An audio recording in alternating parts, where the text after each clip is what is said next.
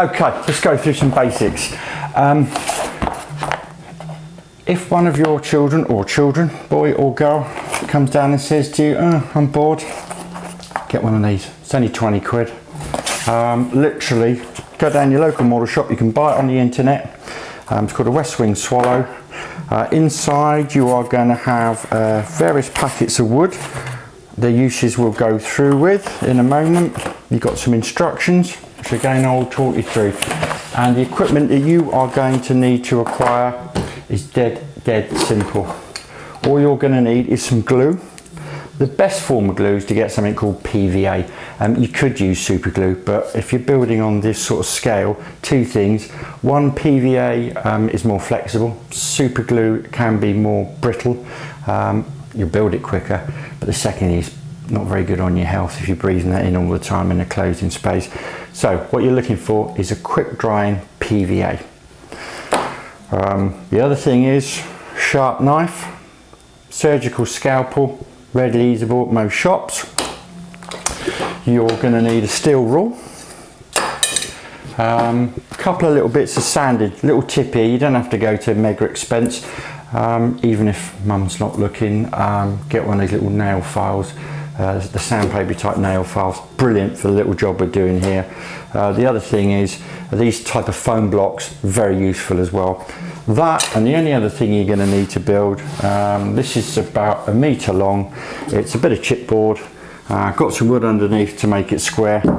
It's flat, it doesn't rock, it's nice and straight, and that's all we need. So what you want to do is, to start off with, get all the bits out. You'll get some instructions. So in the instructions, also very cleverly, they give you a parts list. So what you want to do is just go through the box, make sure you've got all the bits of wood that they say is listed here, and then you're ready to go. My advice is, the first thing we need to do is, let's start with something simple. So I'll tell you what we're going to start with, is we're going to make the tail plane and the fin. Now, those for who don't know, they're the bits at the back, the sticky bit outs at the back. I'm going to make this so it's for radio control. So in the plans, you actually get two alternatives. This one means that it's actually got some movable control surfaces on it. So what I've done is I've cut this section out. I'm now going to stick this to my board with some sellotape. If you were hoping to reuse this plan, you could, if you wanted to, just cover this in plastic. Many yonks ago we used to use a different glue, and you can actually rub this with a candle wax, which will stop the glue sticking to the plans. But I'm just going to cover this in a little piece of plastic glued down. I'm going to get all the parts ready, and I'll see you shortly. Okay, fin. In the instructions on the print, because the actual instructions in the paperwork a little bit vague, it says build these over the plan when dry, sand to section, and then glue the fin and tail plane after covering. Right, now the clue is, if we have a look on here, there's two sets of measurements. So it's given me the primary wood structure is made out of 3mm by 6mm, and then the little infills are 3mm square wood. So I've got my 3x6 and I've got my 3x3 wood there. Now on this here, which I will show you a picture of in the video, but if you have a look, there's the main post of the rudder. My advice is if you just, and the other little tip is, if you're not quite sure about the measurements, if you actually just lay the wood over the top of the plan, it is going to be pretty close. So what I would do is, this main central post first, I would hold in place, and what I normally do is I'll get a ruler across there like so, and then what we'll do is, remember this golden rule, measure twice, cut once. So I'm just going to cut this across here with my knife, making sure that my fingers are out of the way. Now I've scored that quite well, so what I'm going to do is I'm just going to take that off of there, not over the plan, and then I'm just going to slowly work that down like that. So any little bits of jagged edge of the balsa, you can just literally just lick off with a bit of foam. So what I'm going to do is, this is our first piece, and this is going to pop on there like so. Look at that, perfect. So what we're going to do is, now here's another tip. Obviously we need to hold this in place, and we're going to use small pins. Try to get hold of the smallest pin possible, because using a pin on this splits the wood slicer. If you haven't got a hammer, best thing is borrow mum's rolling pin, and I'm just gently going to tap that in place, making sure it's still square all the way down the line. And then if you can, try and keep your pins to the minimum, because again, every time you add a pin to this, you're actually putting a hole in it. It's not a good idea. So there we go. Let's make sure that's firm. So what we're going to do now is glue and build everything around it. So that's our primary post. So the next one is, I'm just going to lay out the side. Now you'll notice that I've used the same bit of wood with the same cut for the bottom, and lo and behold, that angle actually works. So I'm just going to lay that in place, and then I'm then going to measure that like so. So you didn't pin them in lively enough, did I?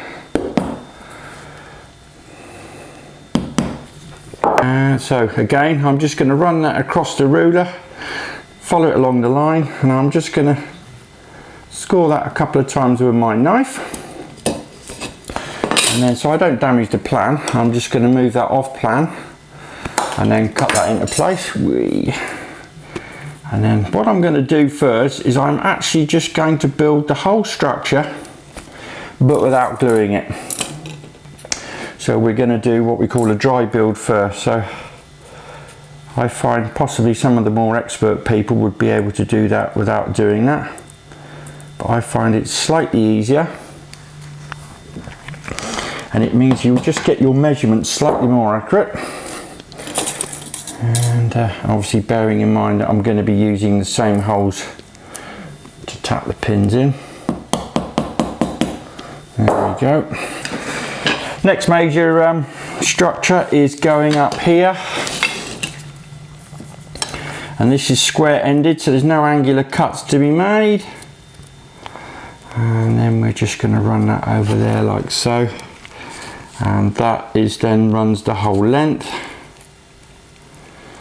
And then what we'll do is, again, I'm just going to mark that so it's square with the rudder, the wood. Bit of a notch there, and shoot that off of there. Right, so we're getting there.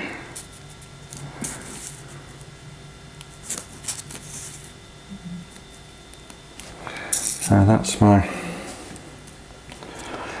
basically one more piece of wood, and we're actually finished with the rudder. So I'm just going to run this along here. Now this is the first interesting bit, because this bit here, we've got the angle, and if the angle is right, now that angle across there is not quite the same from what we've cut off. So what we're going to do is, I'm just going to just take that off slightly. There we go, come down square. And there we go, that's popping in there like so.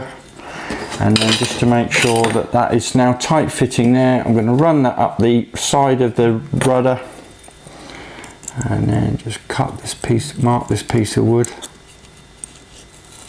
I think you could use a pencil to do the marking, but the pencil is going to be quite a thick line, and I think actually with the, you're going to be slightly more accurate when making the marks with a sharp knife. So now I'm all ready to go.